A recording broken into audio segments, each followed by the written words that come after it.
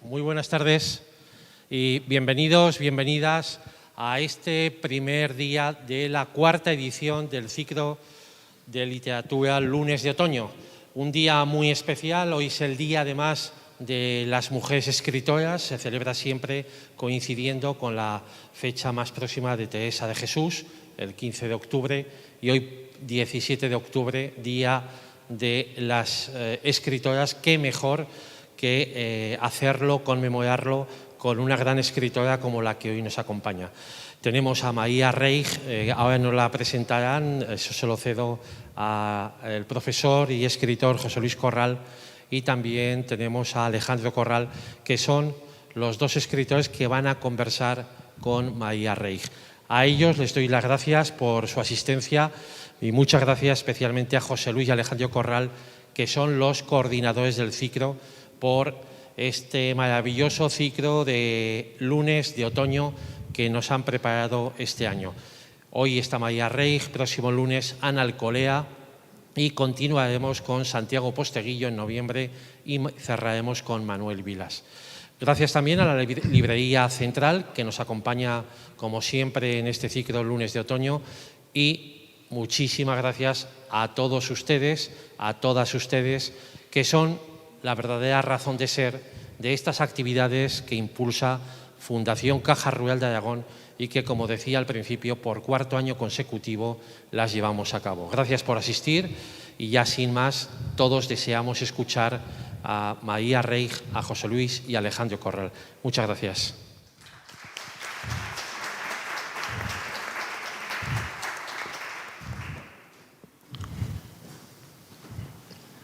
Bien, muy buenas tardes. Antes de empezar la conversación con María, quiero agradecer a la Fundación Caja Rural de Aragón, que ya es la cuarta edición que hacemos estos lunes de otoño, martes de otoño mañana en Huesca. En Huesca, y esta propuesta, esta actividad poco a poco va creciendo, en especial gracias al trabajo de José Antonio Artigas, el director de la Fundación, que además hace poco fue nombrado como uno de los grandes de la comunicación corporativa en Aragón. Así que, José Antonio, enhorabuena. Damos también las gracias a los compañeros de la Librería Central para que ustedes puedan adquirir alguna de las novelas de María y, por supuesto, gracias a todos ustedes. Lo ha explicado muy bien José Antonio. Ustedes son la razón de ser por la que este tipo de actividades se llevan a cabo. Si no, no existirían. Y que un día como hoy, que lo estábamos comentando con María antes de subir, que hace bochorno, llueve, de repente chispea, sale el sol, que ustedes estén aquí en vez de estar haciendo cualquier otra cosa, pues es un gesto que nosotros les agradecemos profundamente. María, buenas tardes y bienvenida. Buenas tardes, Alejandro. Buenas tardes a todo el mundo. Bueno, quería agradecer tanto a la Fundación como a vosotros, como a la librería, hacer posible, ¿no?, entre todos este encuentro. Estoy muy contenta de estar aquí y de poder compartir, momentos, ¿no?, y anécdotas de este mundo de los libros y concretamente también de esta última novela que he compartido hace muy poquito con los lectores. Así que mil gracias, de verdad. Y a su lado, como ya viene siendo habitual, mi compañero de actividades, actos y presentaciones literarias. También somos padre e hijo. José Luis, buenas tardes. Muy buenas tardes. Él es el hijo. Lo digo porque ya saben ustedes que algunas veces nos han confundido como si fuéramos primos, ¿no?, o hermanos, o algo así. En un San Jorge pensaron que éramos primos, como mínimo, nos dijo aquel señor. Bueno, yo soy algo mayor, aparento menos años de los que tengo, me conservo bastante bien. Debe ser el clima que tenemos aquí en Aragón, María, que es un clima tremendo, ¿no? Tomo nota, ¿eh? Tremendo. Bueno, muchas gracias también. Reitero las palabras de Alejandro Corral, a Caja Rural de Aragón, al director de su fundación, a José Antonio Artigas, y también enhorabuena por ese premio a la comunicación bien merecido. Estamos en días de premios, ¿no?, de premios para aragoneses. Hace 3 o 4 días me llamaba Javier Sierra, saben que somos muy amigos, y me comunicaba, dice, quiero que seas el primero, que lo sepas, ¿no? Me acaban de comunicar el Gobierno de Aragón que me han dado el premio a las letras aragonesas. Y digo, no soy el primero, porque imagino que el jurado lo sabría antes que yo, ¿no? Pero, hombre, el primero de los amigos, ¿no? Bueno, premio de las letras de Aragón, Javier Sierra, Luz Gabás, reciente, hace 2 días. Premio Planeta, también gran amiga. La hemos tenido en este ciclo, creo que fue en la segunda edición, ¿no? Luz Gabas, creo que el año pasado. Sí, el año pasado, y a Javier Sierra lo tuvimos en el primero. O sea que esto da suerte, ¿eh? Esto da suerte. Pasar por aquí, ¿eh? Y tendremos a Posteguillo, además de Manuel Vilas y de Ana Alcolea en el ciclo, que también Posteguillo ha sido Premio Planeta y Manuel Vilas finalista del Premio Planeta, porque fíjense si da suerte esta casa y este ciclo. Bueno, hoy tenemos como primera escritora invitada de las 4 sesiones del ciclo Lunes de Otoño a María Reig, que todavía es más joven que Alejandro Corral. Me decía Alejandro el otro día, pero si es más joven, un cuarto más joven que yo, ¿no? Digo, mira, siempre hay gente más joven y gente más mayor. Una jovencísima escritora que apareció en el panorama literario con una fuerza tremenda, con su primera novela, publicada en unas condiciones que ahora creo que Alejandro quiere hacerle alguna pregunta, espectaculares.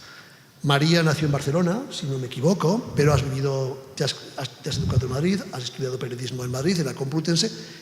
Ahora se llama grado en periodismo, grado en historia. A mí no me gusta eso de grado en historia. Parece que eres un vino. Grado en historia, ¿qué es eso de grado en historia? Antes éramos licenciados en historia.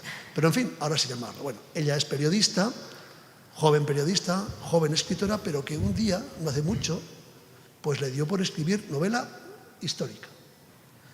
En las entrevistas que yo he leído de María y en decir una biografía de una mujer tan joven como tú, pero bueno, en algunas entrevistas que ha hecho, ella siempre se ha mostrado apasionada de la novela histórica. Hay quien dice que el periodismo no deja de ser una especie de cronista, de historiador de la actualidad.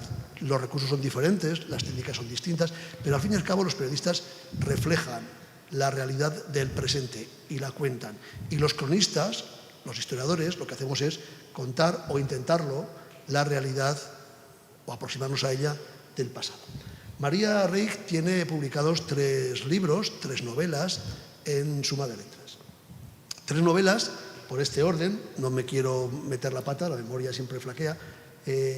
Papel y tinta, publicada en 2019, aunque la escribiste.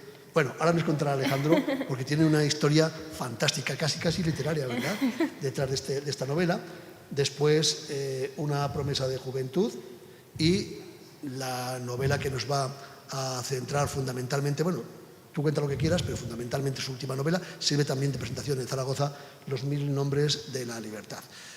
Esta última novela está ambientada, casi es la continuación de una saga que yo inicié con Trafalgar, Independencia y El Rey Felón, que conté toda la guerra de Independencia y que acaba en 1814, pues la novela de María comienza justo cuando yo abandoné esa trilogía de la guerra de Independencia. Los 1000 nombres de la libertad refleja un periodo, yo creo que de los menos conocidos de la historia de España, porque cuando ocurre que un episodio histórico se encuentra entre 2 momentos deslumbrantes, la guerra de la Independencia para mal, claro, pero es un momento deslumbrante. Casi todos sabemos lo que ocurrió en Zaragoza en 1808, ¿no? O en 1809, el primer sitio, el segundo sitio. Pero ¿qué pasó después? ¿Qué pasó cuando se retiraron los franceses? Ya casi no volvemos a saber nada de España, de la historia de España, hasta los 100.000 hijos de San Luis, hasta el trienio liberal de 1820 al 23 de Fernando VII, ese rey tan curioso, ese rey felón. Bueno, ella nos cuenta con 3 personajes fantásticos, lo iremos perfilando a lo largo de la jornada, este momento de la historia de España en la cual el país ha sufrido una convulsión tremenda. La guerra de la Independencia supuso, lo digo como historiador, no como escritor, supuso un retraso probablemente de 50 años en la historia de nuestro país, por lo que supuso de pérdida de habitantes, de pérdida demográfica, de muertos, de retraso económico, de destrucción de lo que llamaríamos infraestructuras textiles, productivas, caminos, puentes. Fue tremendo. Bueno, pues esa época tan olvidada por la novela y por la historia la recoge María muy bien en su última novela. En todas las novelas tiene, lo que yo he visto, es mi opinión, luego lo iremos viendo, un leitmotiv muy interesante, muy actual, muy moderno, que ella toca especialmente, que luego le contaré. Pero me parece que, Alejandro, quería preguntarte sobre cómo apareció tu primera novela y cómo hiciste para que se publicara esa primera novela. esa novela de papel de tinta. De papel y tinta, que creo que son ya más de 10 ediciones, 11 ediciones, si no me equivoco. Sí, la última que salió fue la número 11, o sea que... La número 11, fíjense. 11 ediciones. Y se ha traducido al alemán, al griego. Exactamente. Pero siempre, detrás de una primera publicación, hay una gran historia. Recuerden lo que le pasó a García Márquez con 100 años de soledad, que la rechazaron aquí en España más de 5 o 6 editoriales. ¿A qué le va a interesar esa historia de los Buendía y Guarán que transcurre en el Caribe en un pueblo ficticio rechazada? O a J.K. Rowling, que la rechazaron, la autora de Harry Potter, el mayor fenómeno editorial que ha habido y habrá. La rechazaron más de 14 editores británicos. Siempre detrás de una gran primera publicación, como fue la de María, hay una gran historia y quería preguntarte, bueno, que nos contaras cómo fue. Bueno, vaya nombres, ¿no? Has sacado a colación, es un honor el poder estar en una comparación o en una relación junto a ellos.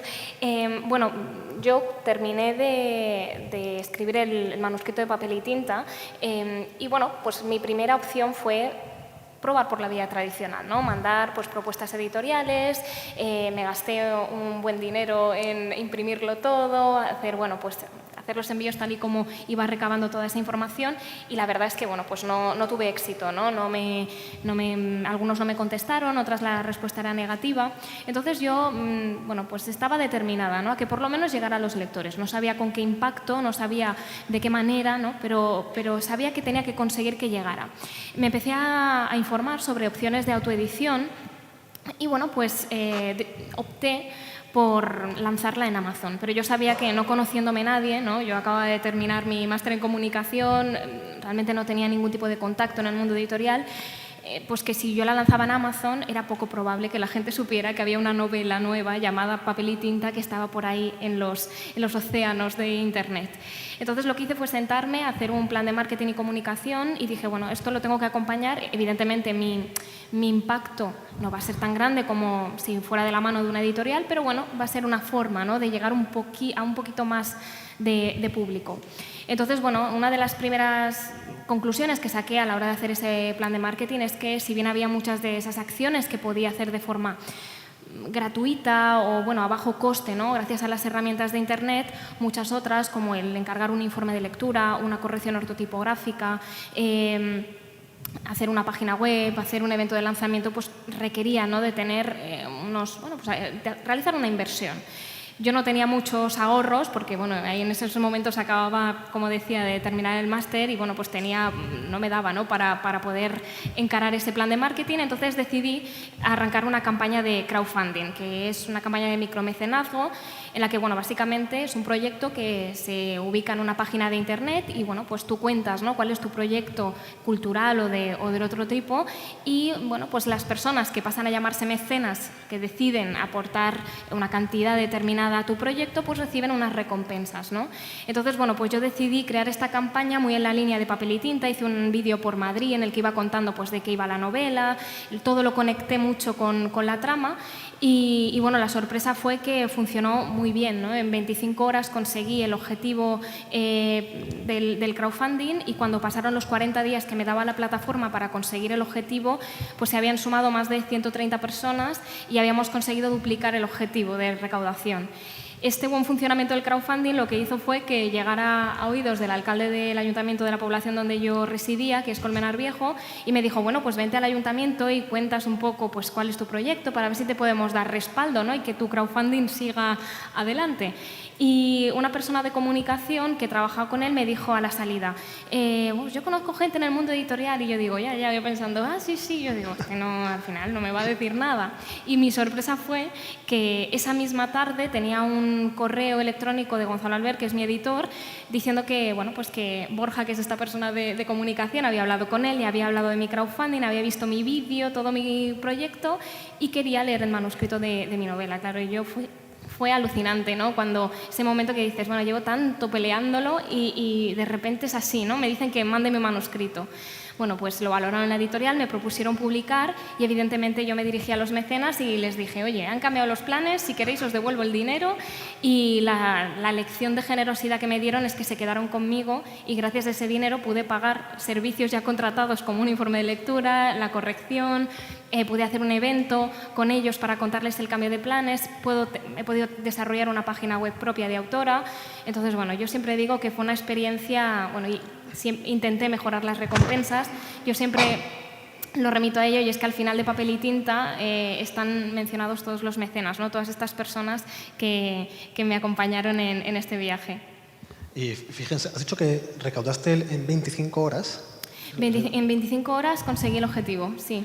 Y fíjense, ya al final consiguió publicar esa primera novela con 2 traducciones y con 11 ediciones. Te preguntaba sobre esta primera publicación porque siempre hay alguien en el público, da igual si es Zaragoza, mi pueblo o el tuyo, siempre hay alguien en el público que o acaba de terminar la suya o está a punto de terminarla y no sabe muy bien cómo editar. Bueno, hay diferentes fórmulas, ¿no? José Luis. Sí, la historia, desde luego, es una historia que parece literaria, ¿no? Como una chica joven, con ganas de salir adelante, con ganas de escribir, con ganas de aparecer en el mercado editorial, encuentras dificultades.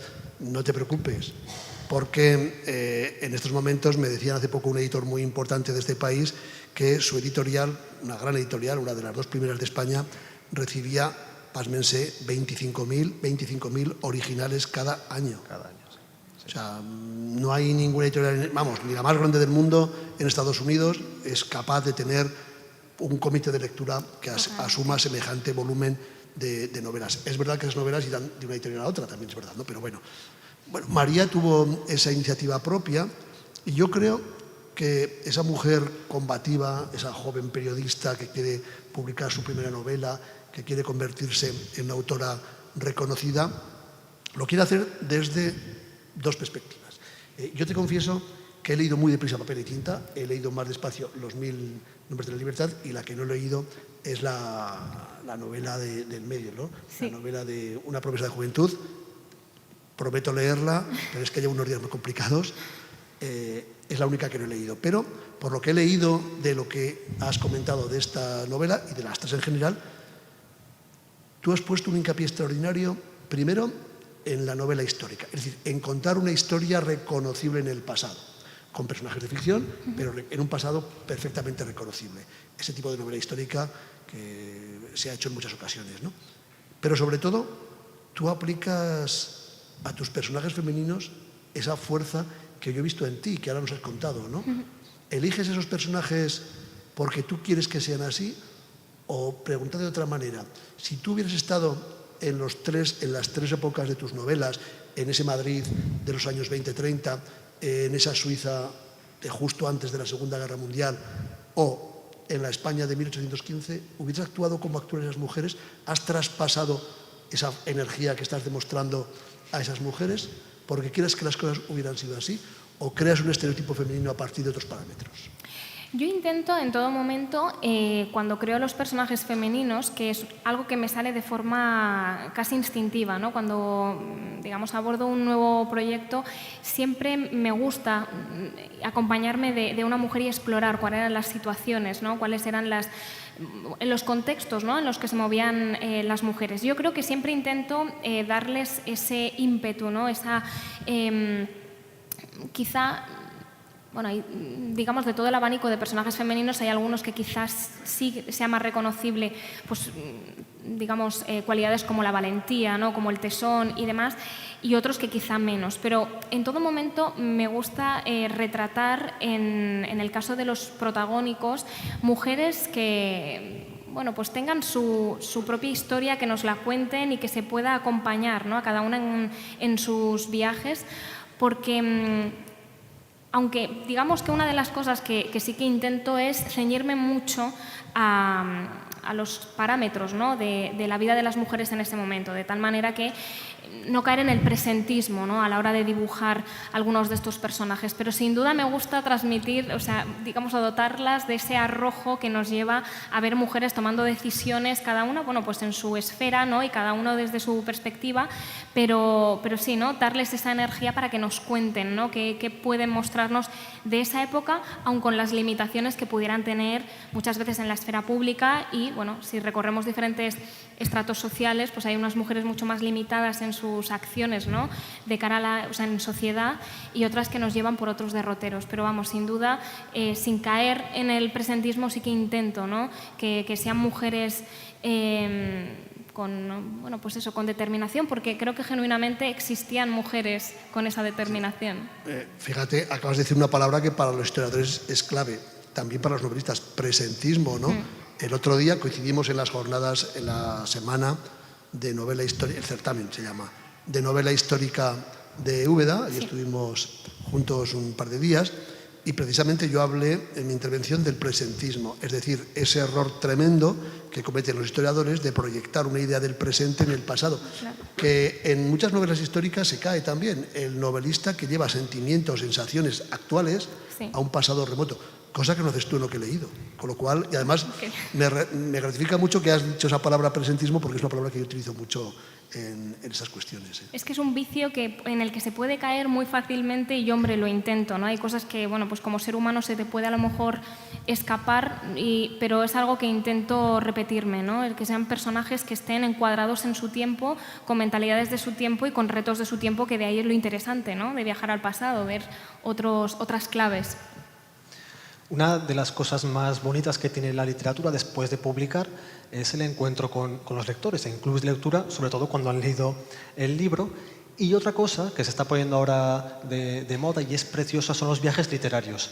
Aquí en Aragón tenemos varios, como el viaje a Canfrán, con la novela de Rosario Raro. Volver a Canfrán, se han hecho vestimentas de la época, la gente ha hecho escenificaciones. Con Luis Zueco también se ha hecho algún viaje literario. Y también con María en Madrid, con el libro de Papel y Tinta, ¿habéis tenido algún recorrido por las calles?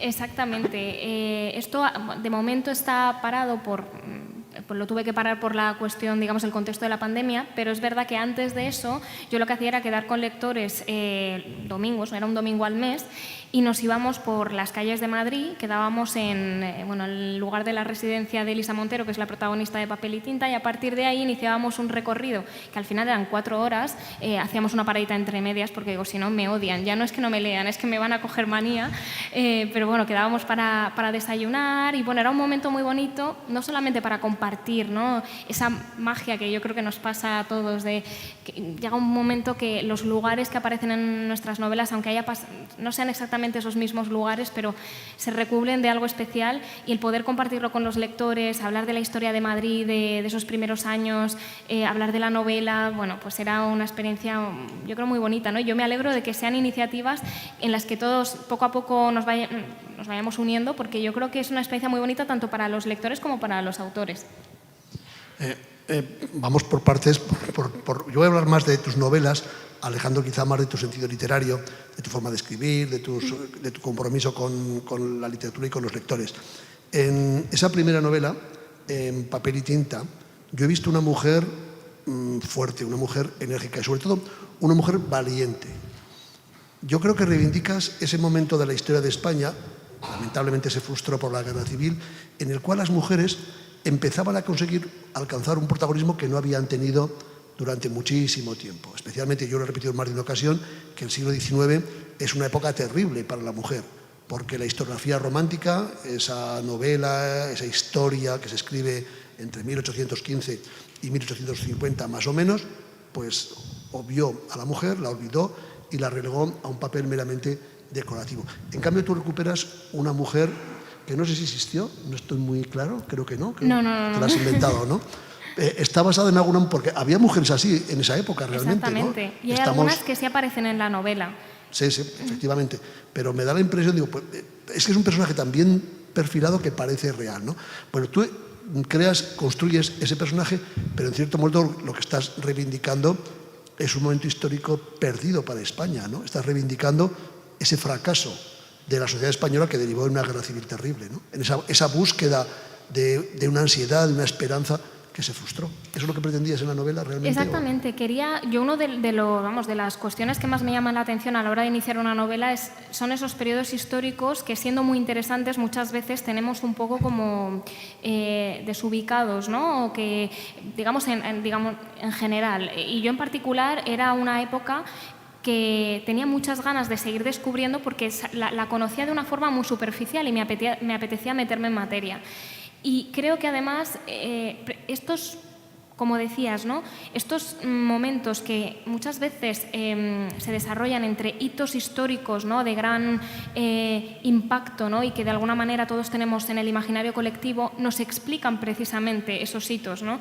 Creo que es muy interesante recorrer la historia de España desde el principio. Bueno, nos podríamos remontar más atrás, ¿no? Pero es muy interesante arrancar, ¿no? A principios del siglo XX, ir entendiendo cómo todo se va fraguando, por qué se desarrolla de la manera en la que se desarrolla la dictadura de Primo de Rivera, ¿no? Cuáles son los retos que se tenían políticamente, también económicamente, la existencia a colación de lo que me comentabas de ese papel de la mujer en esos años, la existencia de instituciones como la Residencia de Señoritas de María de Maeztu, ¿no? Que también aparece en la novela, y en ella aparecen pues algunas de las residentes, entre las que se encontraban nombres que yo creo que todos tenemos ubicados como Victoria Kent, ¿no?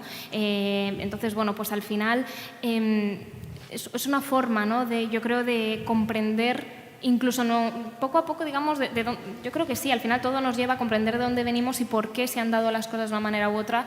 Y yo creo que es, concretamente en el caso del papel de la mujer, un momento muy, muy interesante, ¿no? El que se dan ciertos pasos y se ponen de manifiesto una serie de cuestiones. Las mujeres empiezan a conquistar determinadas profesiones que hasta entonces pues estaban reservadas a los hombres.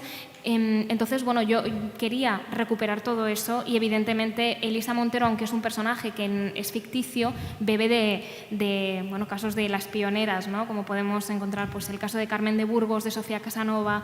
Yo creo que pues son todo perfiles y mujeres que sí existieron y que nutren el personaje ficticio. Bueno, ya ves, María, que vamos preguntándote sin orden ni concierto. José Luis más cuestiones históricas, yo más curiosidades y inquietudes mías. Y como somos prácticamente de la misma generación, quiero preguntarte por tu estilo narrativo, porque me pasa con algunos autores, también a ustedes, si leemos a Javier Marías, sabemos reconocer su estilo, o a Manuel Vilas, sabemos reconocerlo, incluso a José Luis Corral, ya gente con un peso importante, con muchos años en la literatura, han creado su propio estilo. Si ustedes cogen mi primera novela y la última o la del medio, dirán, esto corresponde a personas distintas. Todavía estoy fraguándome ese estilo y quería preguntarte por si has tenido complicaciones, si vas evolucionando. ¿Cómo lo ves tú, el desarrollo de tu estilo? Totalmente. Yo creo que es algo que ocurre, ¿no? Cuando, sobre todo, me imagino, o a mí particularmente, al final, 3 primeras novelas, aunque llevaba tiempo escribiendo, pero no dejas de aprender, ¿no? Y de también querer superarte como escritor, asumir nuevos retos, no solamente desde el punto de vista puramente, digamos, del estilo, ¿no? De la prosa, sino también en cuestiones narrativas, ¿no? De puntos de vista, de juego de personajes, también de jugar con la figura del narrador. Y yo a veces vuelvo, ¿no? A Papel y Tinta. No lo suelo releer mucho, quiero decir, pero vuelvo a Papel y Tinta y es cierto que veo que es la María, ¿no? De hace unos años. Y hoy en día hay gente que me pregunta, bueno, de tus libros, ¿cuál es el que escogerías? Y es cierto que, aunque cada uno tiene su lugar, con el que más me identifico es con mi última novela, ¿no? Que es, al final, yo creo que refleja mejor lo que soy yo como autora y lo que soy como autora hoy, ¿no? Con mis herramientas, ¿no? Y todo lo que he ido aprendiendo a base de trabajar. A mí me ha pasado, un segundo, José Luis, un inciso. Me ha pasado, yo cogí mi primera novela solo una vez, hace 2 años, en la pandemia, porque estábamos confinados, esas novelas de 2015, leí un párrafo aleatorio y me dieron ganas de tirarla por la ventana. Por eso te preguntaba, ¿no? Es que es este pánico de decir... Bueno, son defectos de juventud que se curan con el tiempo. Bueno, ya te he dicho que tu segunda novela, Una promesa de juventud, no la he leído, pero leyendo reseñas y leyendo algunos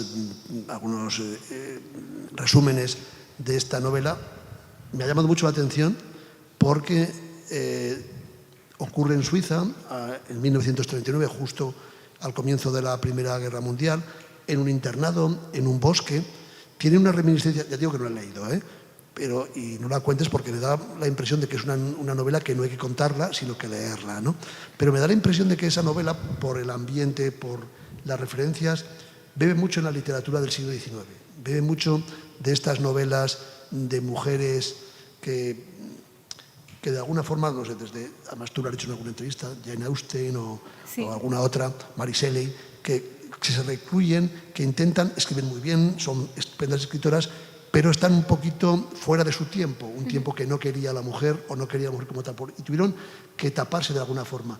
Quizá en esta novela hay algo, insisto, no lo he leído, hay algo de ese mundo oscuro, o más que oscuro, oculto, que no hay que sacar adelante y en un tiempo tan convulso como la Segunda Guerra Mundial. Sin duda yo creo que de las tres es la que quizá tiene... Y danos argumentos para los que no hemos leído la novela, que la leamos, claro.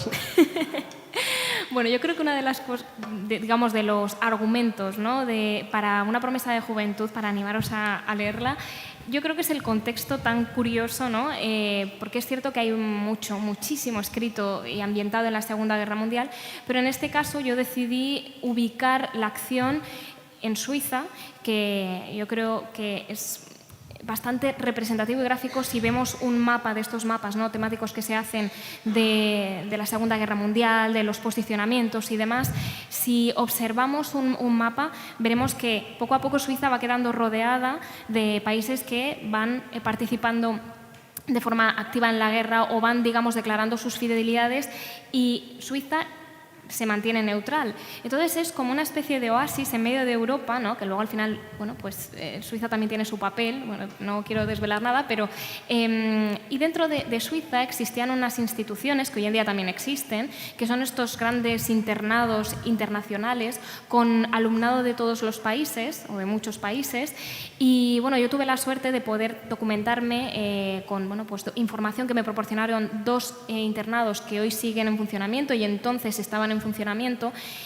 Y es muy curioso porque una de las premisas, ¿no?, que me dieron para empezar esta novela fue precisamente que en uno de estos colegios, en Brillamont, que era un colegio femenino, decían que al final la sensación, y además se crea con esa vocación, es que en los albores de la Segunda Guerra Mundial lo que se tenía en el ambiente que existía era una especie de sociedad de naciones en miniatura, ¿no?, en el que tenemos pues, bueno, jóvenes que vienen de diferentes países y que están condenados, entre comillas, a convivir mientras se está gestando uno de los grandes conflictos del siglo XX.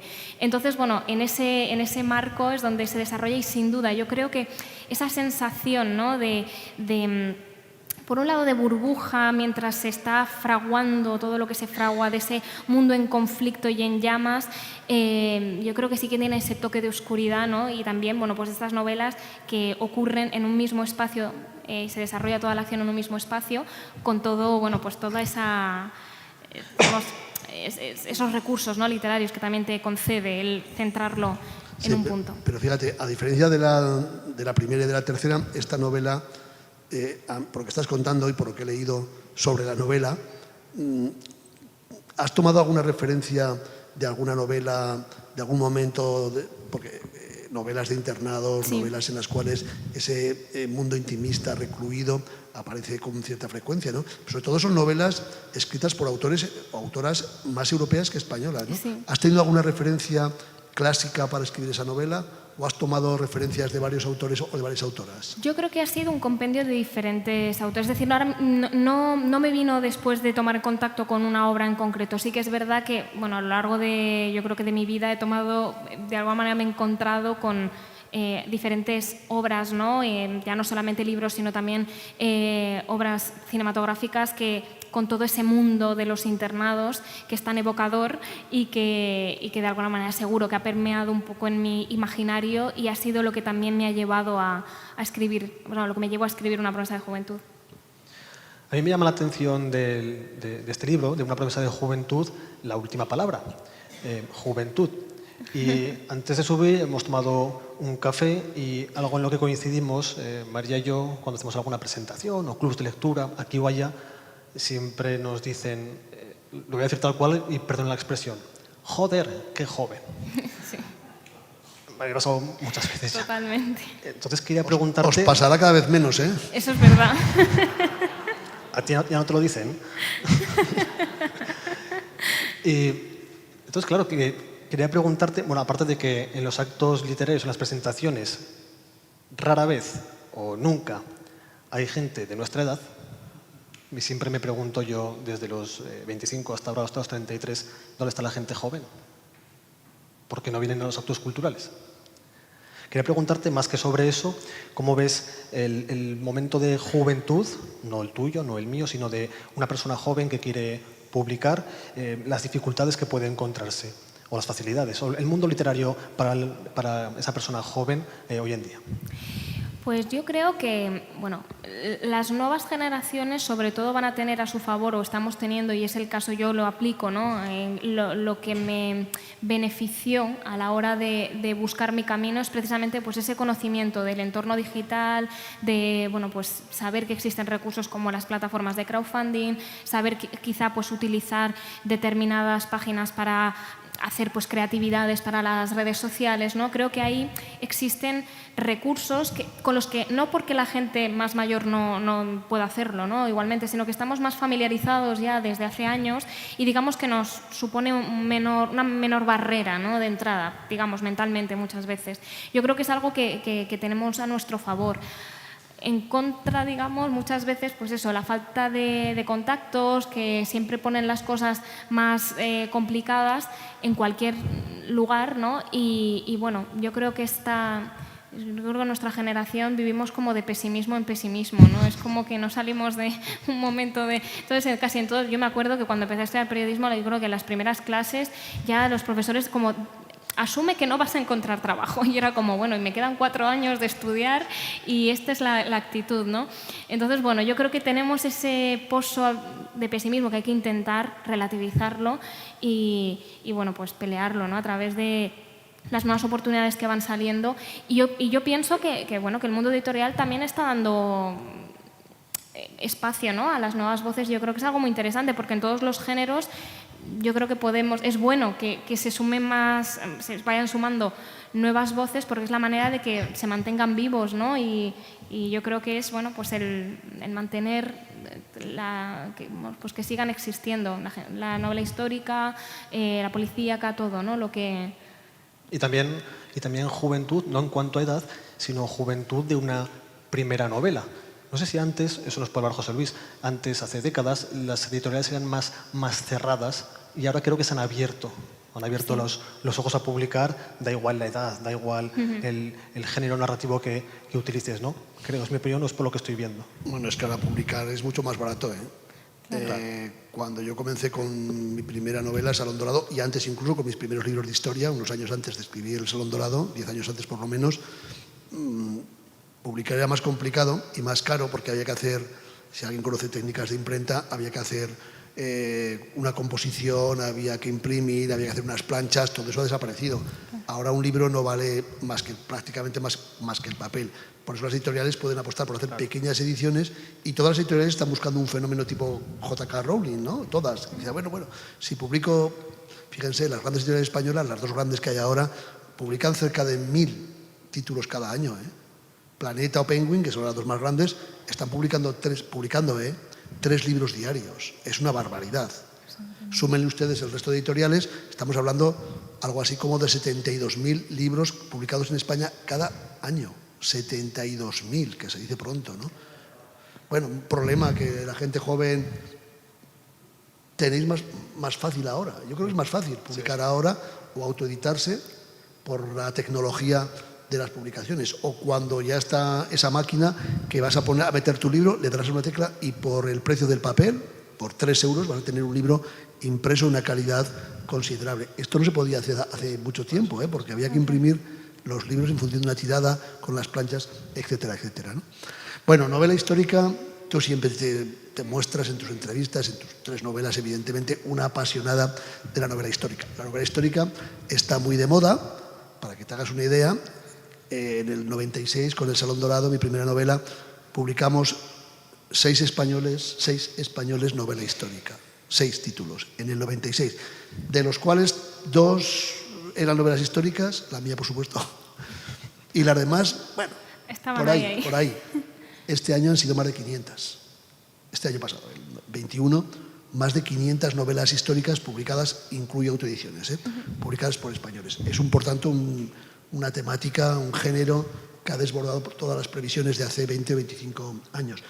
Tú eres apasionada de la novela histórica. Después de tus 2 primeras novelas, ambientadas en un tiempo más reciente, que tú puedes, por tu edad, por tus estudios de periodismo, los puedes tener muy cerca, por la documentación, hay documentación gráfica, evidentemente en papel y tinta has manejado mucha, se nota, ¿no? Sí. Mucha documentación gráfica, fotografía antigua. De repente te vas en tu tercera novela, explícanos por qué, te vas al siglo XIX y sobre todo a principios del siglo XIX. ¿Cómo se te ocurre, después de tener ya esas 2 novelas con una documentación asentada para los primeros 30, 40 años del siglo XX, cómo se te ocurre y por qué se te ocurre irte a ese periodo que yo decía, tú también lo has repetido, entre hitos históricos importantes, tan desconocido, de la España de 1815 en los 1000 nombres de la libertad? Pues yo creo que era inevitable, ¿no? A mí el siglo XX es un periodo histórico que me interesa, pero siempre he tenido debilidad por irme más atrás, ¿no? Entonces es cierto que las 2 primeras novelas coincidió, ¿no?, por las premisas que iba encontrando y lo que me apetecía investigar, estaban ambientadas en épocas más recientes, pero ya con la tercera sabía que quería retroceder en el tiempo. Y el siglo XIX siempre lo he disfrutado muchísimo, es un siglo muy complejo. Y siempre lo he disfrutado tanto cuando lo he estudiado, ¿no?, desde el punto de vista académico, como cuando pues, he leído novelas del siglo XIX.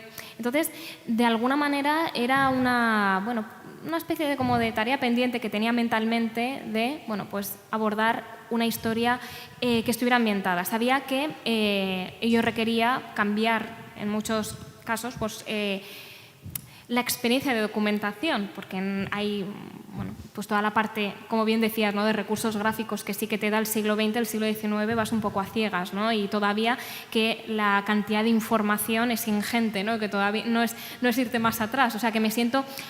No ha sido difícil, podemos decir, ha sido fácil encontrar datos, ¿no? Todavía es una época que está muy documentada, pero yo creo que ha sido de las 3 la que más he disfrutado, ¿no?, la documentación que más he disfrutado.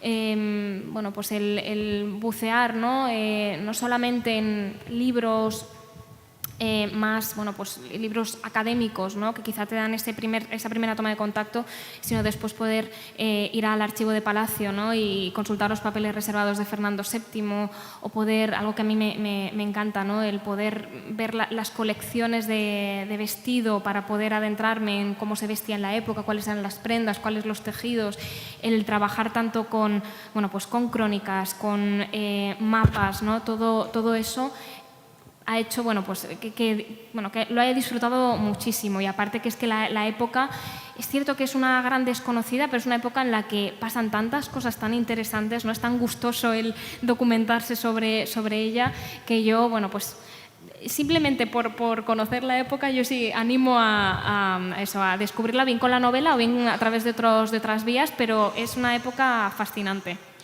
Fíjate, en la novela histórica, como en la historia, hay épocas que se ponen de repente de moda. Hay épocas que siempre están de moda. Sí. La Edad Media suele estar de moda, el mundo romano suele estar de moda, pero otras épocas de la historia de España o de la historia del mundo, de repente, ahora parece que está de moda otra vez, después de mucho tiempo, el siglo XIX. Benito Pérez Galdós, como saben ustedes, los famosos episodios nacionales, nos contó prácticamente todo el siglo XIX. Y ahora vuelve a estar de moda el siglo XIX. Yo he leído algunas novelas en los últimos 2 o 3 años sobre el siglo XIX, la más reciente, además de la tuya, la de Pepe Calvo Pollato, El año de la República, sobre la Primera República, se llama así, pero va sobre la Primera República, también lo tuvimos en el ciclo.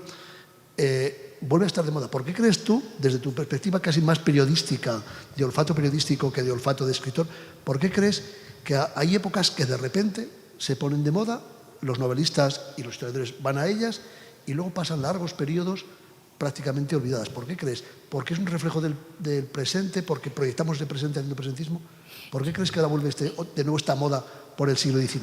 Yo sí que creo que hay una conexión directa, ¿no? Muchas veces de las cuestiones que nos preocupan. Creo que puede haber dos caminos, ¿no? Dos vías a una época histórica que de repente pues, tenga mayor acogida, bien por conexión con la actualidad o bien porque nos ofrece una alternativa de evasión, ¿no? Y la vemos tan alejada o la vemos tan fuera de los códigos actuales que nos permiten hacer ese viaje, ¿no? multisensorial a otro momento y, digamos, olvidarnos, ¿no?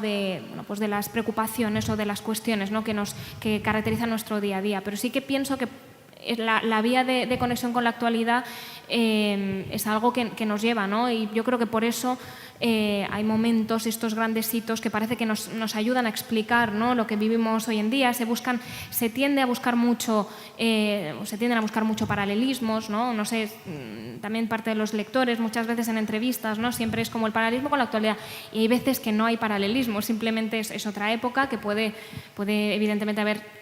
Yo sí que creo, ¿no? que hay una conexión y sobre todo el siglo XIX creo que es muy interesante a nivel político precisamente porque se sientan una serie de preceptos, de bases, de construcción de ese Estado liberal del que beben las democracias actuales, ¿no? No ha sido todo un desarrollo constante, ha habido momentos intermedios en los que pues han desarrollado todo tipo de gobiernos, ¿no? y se han potenciado otras cosas, pero creo que parte de lo que somos hoy como sociedad sí que podemos encontrar unos antecedentes interesantes en el siglo XIX y yo creo que mucha gente lo puede buscar. Y esto es como todo, yo creo que se abre la veda. Yo al principio cuando planteé, ¿no? que me quería ir al siglo XIX, la reacción inicial en la editorial era uy, demasiado para atrás. Y yo pensando, pues si vieras... Vuelve al siglo XX, ¿no? Claro, el siglo XX está muy bien. Y yo diciendo, no, pues que a mí me gusta la historia, entonces yo, no me pongo límites, ¿no? Y les daba un poco de pavor y decían, es que el siglo XIX normalmente no interesa. Y luego a mí me gusta toparme con lectores que me dicen, qué época más interesante, que yo la tenía un poco ahí descolocada y me apetece, pues eso, seguirla descubriendo, bien porque han leído otros autores que también ambientan el siglo XIX o bien porque a través de esta siguen complementando, ¿no? A mí yo creo que todo lo que sea generar interés en la gente en épocas históricas me parece, creo, muy positivo. O también puede ser porque cuando estudiamos en su día historia, vosotros fundamentalmente instituto, yo en instituto y en la universidad, a mí el siglo XIX me parecía horrible, era un siglo, odiaba el siglo XIX y en cambio luego escribí una trilogía sobre el siglo XIX y ya está muy de moda, ¿no? Quizá porque sobre todo en España, donde la historia se ha utilizado también en las aulas como un arma ideológica, absolutamente. Quizá el siglo XIX, por muchas connotaciones de tantas constituciones, tantas revoluciones, tantas guerras civiles, los carlistas, movimientos de todo tipo, a lo mejor se buscaba en la historia la propia decadencia de España en el siglo XIX desde la pérdida terrible en la guerra, la pérdida no de la guerra, sino lo que ocurrió en la guerra de independencia, hasta la pérdida de Cuba, Filipinas, Puerto Rico, etcétera, en 1898, se ve el siglo XIX como el siglo en el cual España pierde casi todo, ¿no? Quizá en nuestro imaginario nos han contado eso y ese siglo ha quedado un poco ahí aparte, ¿no? Como un poco despreciado, cuando es, como dices muy bien, un siglo muy interesante y que no podemos entender lo que ha ocurrido en España sin entender lo que pasó en el siglo XIX, incluidas las guerras civiles carlistas, ¿no? Exactamente. Ya, cerca de terminar, ¿te ha pasado en los procesos de documentación para las novelas el tener que rechazar tanta documentación o el llegar a un punto de decir, vale, hasta aquí ya tengo suficiente? Porque yo hace unos años, cuando vivía con José Luis, veía que tenía pilas y pilas de libros, de archivos, de papeles, y imagino que es imposible leerse todo para documentar una novela. A mí también me ha pasado tener que rechazar, tener que descartar documentación para no volverte loco. Claro, hombre, y sobre todo el filtro cuando ya estás componiendo la novela, que dices, bueno, de toda la información que yo tengo, ¿no? Y de todos los apuntes que me he ido haciendo en toda la fase de documentación, claro, tienes que dejar cosas al margen, porque, claro, si no, dices, no acabo viendo espacio, ¿no? para la trama ficticia. Entonces, luego equilibrarlo yo creo que es uno de los retos, ¿no? que tiene la novela histórica. Y, por supuesto, al final, muchas veces te lees un libro entero para un 5%, ¿no? que es al final lo que realmente te va a servir para volcarlo en la novela, pero sobre todo en la primera parte, por lo menos yo de tanteo, ¿no? que documento mucho más, abro mucho más el arco y luego voy concretando, pues claro, y luego hay muchas cosas que se van quedando por el camino. Vamos ya en la última parte de este encuentro. Vamos a hablar, si te parece, por lo menos desde mi punto de vista y de mi parte, de tu última novela, de los 1000 nombres de la libertad. Yo he visto en la novela que has creado una estructura claramente de novela clásica en el buen sentido de la palabra. Es decir, tú has cogido primero una época reconocible, esa época que comienza después de la Guerra de la Independencia, con 3 personajes, Inés, Modesto y Alonso, Sí. que son unos personajes muy claramente perfilados, sobre todo el de Inés. Tú perfilas magníficamente bien los personajes femeninos, que además te interesan mucho, evidentemente. Esa familia Villalta de Tenerife, de Santa Cruz de Tenerife, que va buscando una especie de reivindicación, pero quizá con una añoranza atávica de lo que ha sido España y de lo que puede ser, ¿no? Bueno, esa estructura, donde además hay viaje, hay aventuras, es muy del siglo XIX, en la época de la gran novela, ¿no? La has imaginado a propósito y te hiciste un esquema y dices, bueno, voy a contar aventuras, voy a contar intrigas, voy a hacer un hilo conductor que el lector no pueda dejar la novela, que es lo que tienen las buenas novelas. La novela tiene que entretener, divertir, intrigar, entre otras cosas, ¿no? Y esta lo consigues, ¿no? Consigues que tenga esa intriga permanente de leer más, porque además utilizas la historia como telón de fondo, pero utilizas la literatura como frontispicio fundamental de tu narración, ¿no? Está hecho a propósito, las planeado así. Ya sabes que cada lector leemos una novela diferente. Sí. A mí a veces me dicen, Alejandro, también, a ti te pasará, Pues que de repente alguien te totalmente. dice, yo he visto esto en esta novela. Y digo, pues no tenía ni idea que había escrito esto, ¿no? ¿Voy No, pero acertado sí. o me lo estoy imaginando No, o es mi absolutamente. impresión? Has dado, ¿cómo se nota el ojo? Has dado en el clavo totalmente. Yo creo que cómo la concebí, ¿no? Quería que fuese o que respirara ese aire de novela, su sentido clásico, ¿no? Con todas sus partes y bueno, reflejar, ¿no? No solamente a través, digamos, del contexto y de los personajes, sino a través de muchas dinámicas, ¿no? Y muchos de los ingredientes que, digamos, lo que se puede encontrar en novelas del siglo XIX. Entonces, sin duda, yo creo que ha sido algo que he hecho de forma consciente. Luego hay cosas que hago de forma inconsciente y no van saliendo poco a poco, pero sin duda ha sido una novela que he creado también mucho a través de la documentación, ¿no? Es decir, a base de leer sobre la época me iban apareciendo, pues eso, iba concretando los personajes, cuáles eran sus viajes, sus aventuras y... Pero había esa idea Sí. primigenia de crear una estructura de aventuras, de intriga, Sí. que vaya llevando, que vaya conduciendo la novela. Exactamente. Aunque luego, claro, como nos pasa a todos, en el proceso de creación van apareciendo cosas que dices, esto lo meto sí o sí, ¿no? Exactamente. Y ya para ir terminando, una última pregunta, y luego si ustedes quieren conversar con María. Hiciste periodismo, un máster en comunicación corporativa, y me has contado que ahora estás estudiando historia.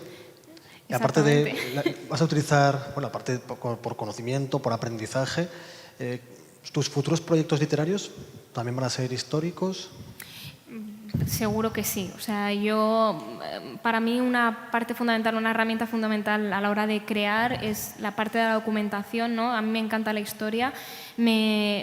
Siempre que aparecen ideas en mi mente son ambientadas en otra época, ¿no? Siempre miro hacia el pasado y precisamente el seguir formándome en esa dirección es, bueno, pues para intentar cada vez ser mejor, pulir cuanto pueda, ¿no? La documentación y bueno, pues seguir peleando, ¿no? Y seguir avanzando en este camino y bueno, y también pues como enriquecimiento personal y profesional en todos los sentidos era una tarea pendiente el hacer la carrera de historia y estoy muy contenta, así que ahí estoy.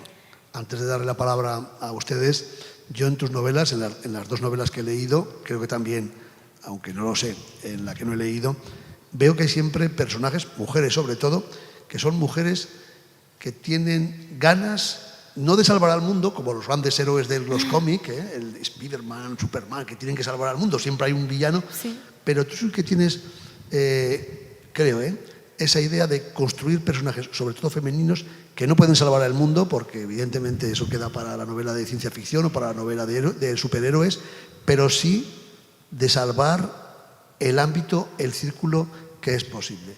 Tanto en la primera novela como en los 1000 nombres de la libertad, salvar a la familia, recurrir a todo tipo de circunstancias para intentar que la vida sea mejor desde un ámbito pequeño, personal, casi cotidiano, pero eso le da una enjundia literaria muy potente a tus textos, ¿eh? Me alegro de que esa sea tu valoración, la verdad es que qué felicidad. La verdad es que sí, es ese punto de inconformismo, ¿no? Que yo creo que cada uno en su parcela, ¿no? Cotidiana, en su día a día, ¿no? En sus pequeños retos puede aplicar, ¿no? Yo creo que es ahí donde podemos, sin caer nuevamente en el presentismo, podemos tirar y decir, bueno, son mujeres que quieren solventar unos problemas y a veces solas, a veces de la mano de otros personajes, pero intentan, ¿no? Mejorar su situación o pelear por un objetivo que tienen. A mí eso me gusta mucho, el dotar de esa perspectiva a los personajes femeninos y me gusta mucho acompañarlas. Bueno, todas tus novelas tienen mensaje, pero ese mensaje de esperanza, de luchar por lo que uno cree, hacer el bien, intentar salvar lo más cercano, y salvando lo más cercano puede salvar cosas mayores, ámbitos mayores, creo que es un mensaje muy positivo que te agradezco en tus novelas y en tu literatura. Muchas gracias, de verdad. Y ya para ir terminando, si a ustedes les apetece hacer una pregunta a María, o a José Luis, o a mí mismo. Venga, anímense, por allá tenemos... Ahora viene el examen de verdad, ¿eh? Hasta ahora lo has tenido fácil, pero ahora viene el examen. Hola, María. Hola. Te saludo por Instagram esta tarde y me has dicho, muy bien, que vienes a verme. Sí. Bueno, yo no soy tan joven, pero estoy bajando un poco la media de edad, ¿vale? Yo lo que no me explico es cómo puedes escribir bueno, yo la primera me pareció espectacular, la segunda luego te cuento, sí, y la tercera la tengo ahí pendiente. Sí. ¿Cómo puedes escribir 3 novelones de 19 al 22? O sea, ¿cuántas horas le has podido llegar a meter? Es que me parece... Las fechas, lo que pasa es que hay que remontarse a 2015, porque claro, hasta que conseguí publicar Papel y Tinta, pues fui poco a poco documentándome de la segunda, entonces es del 2015 a 2022, porque si no, tendría que, no sé, haber hecho un pacto con... Sí, pero aún así, entre La promesa de juventud y esta, ha pasado poco tiempo relativamente, ¿no? 2 años. Igual, o sea, una promesa de juventud... Es que claro, al final es... Claro. Lo mueves todo un poco, pero vamos, he sido capaz. Pero por eso, Sí. ¿cuántas horas le puedes llegar a meter al día?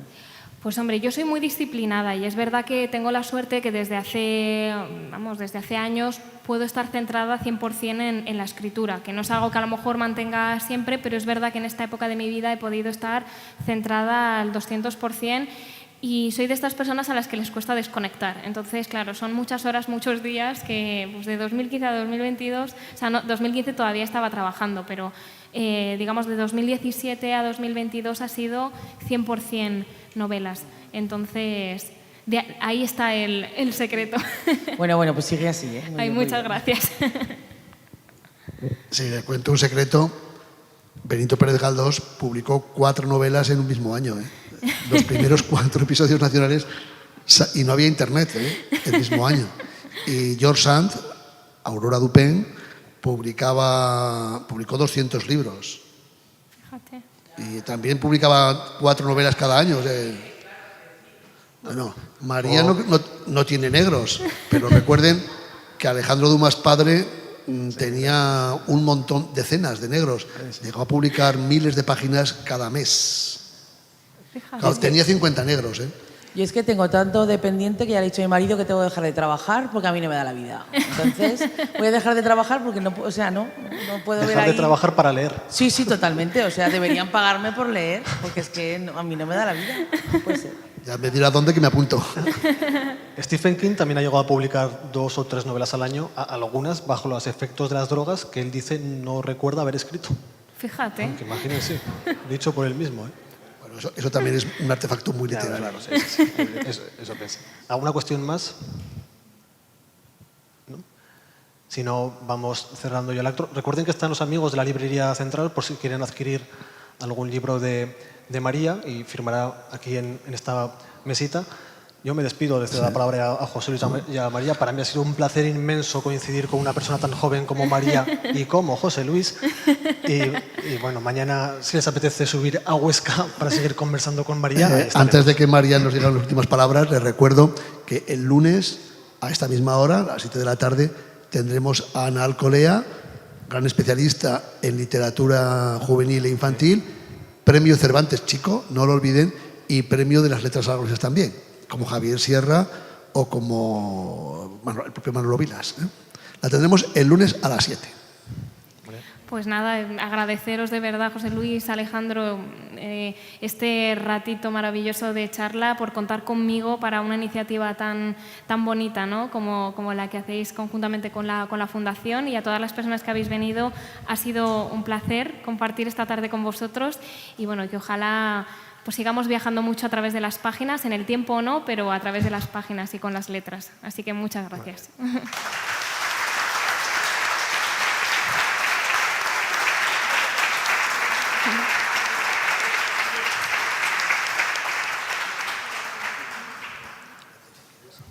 Si ustedes quieren adquirir algún libro, está la librería. Firmará aquí María. Me quito esto, me lo quito.